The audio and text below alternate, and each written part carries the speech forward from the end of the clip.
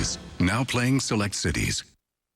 You have reached out via Twitter. Tweet me at BrookeBCNN. Let me know what you think about this. So there's this public service campaign out of Georgia to combat childhood obesity, and the critics say it is just flat out mean. Playing video games is what I like to do by myself. I don't have to be around the other kids. So all they want to do is pick on me. I don't like going to school because all the other kids pick on me. It hurts my feelings.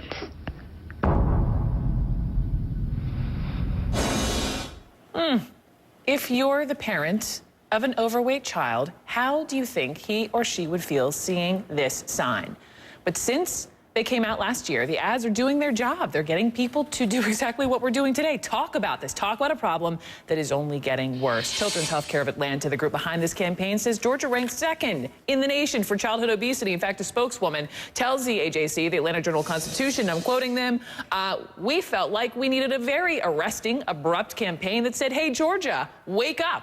This is a problem. But is this the best way to spread this kind of message? Let's ask marketing expert Peter Shankman joins me. You know, Peter, this is your wheelhouse. Are these ads effective?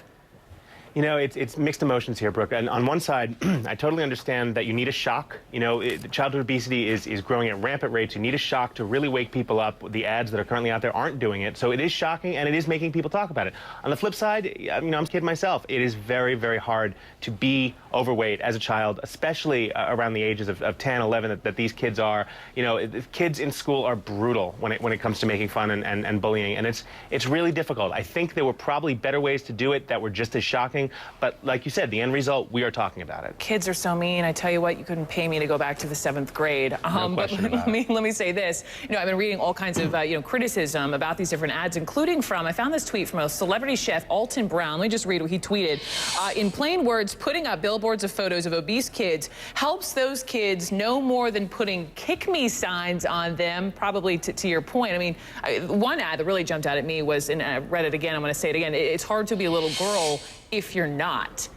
Do these ads further stigmatize obesity? They do stigmatize it in a way that's not healthy for kids. I understand, again, from a marketing perspective, they're trying to make a point. They're trying to get people to realize that, hey, we have a serious problem with childhood obesity and obesity in general in this country. But there are better ways to do it that don't, you know, my fear is that tomorrow morning, well, for instance, New York City has done something where they say, hey, that glass of sweet tea isn't so sweet. That's 64 grams of sugar or 64 tablespoons of sugar. They're trying to get other points across to show you'd never eat 64 tablespoons of sugar while sitting at a table. Why would you drink it? How is this any different? I think of, you know, those meth commercials where you see the people with the horrible skin and the teeth, or those smoking ads where you see the darkened lungs. How is this different? Because those seem pretty effective to me.